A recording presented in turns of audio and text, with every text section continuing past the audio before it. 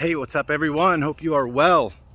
Just chiming in here with my kind of weekly walk and talk, and I've been reading from Tim Petitza's The Ethics of Beauty, and wanted just to share some reflections on the first part of the chapter, Chastity and Empathy.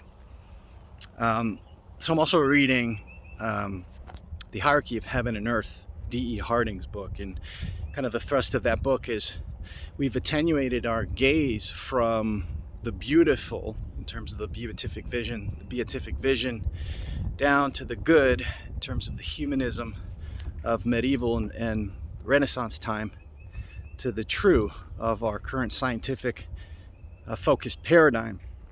And his contention in that book is we need to reset our gaze, not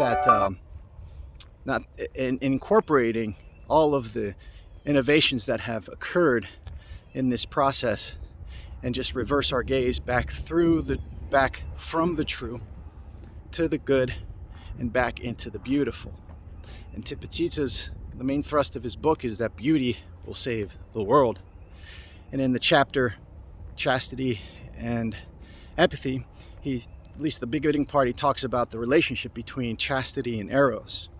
And he beautifully elucidates the idea of chastity as this moving towards divinity, towards God.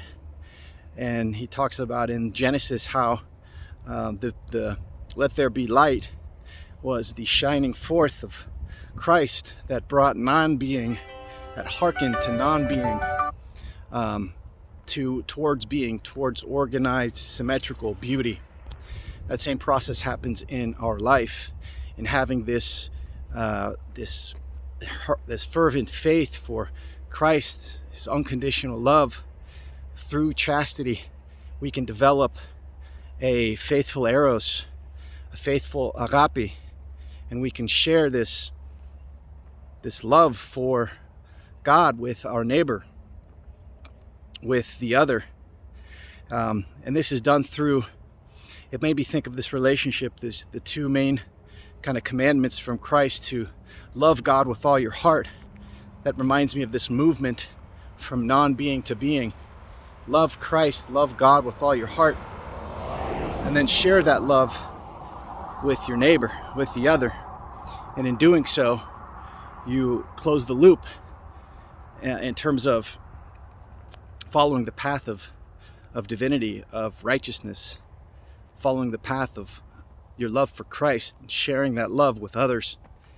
It's done over time, slowly, through suffering, through perseverance, through care and concern for the other. These qualities, these emotions are cultivated through the struggle, through the working through trauma, through the working through disintegrated relationships.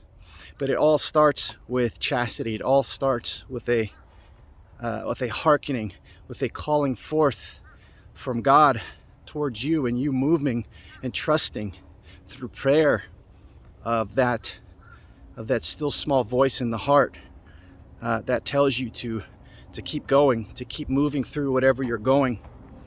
And in this sense, this is the beauty that will save the world. And seeing what some see as nothing but abject poverty, others see the seeds of God working through this challenging situation, this collective challenge that we find ourselves in. So the idea that beauty will save the world is that beauty is transformative. This unconditional love that God has for us, we have it within us.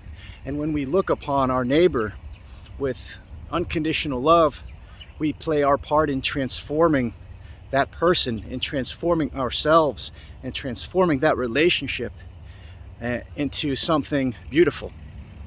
So that is kind of my quick reflections on how beauty will save the world. Hope you guys are well. God bless, and I will see you soon.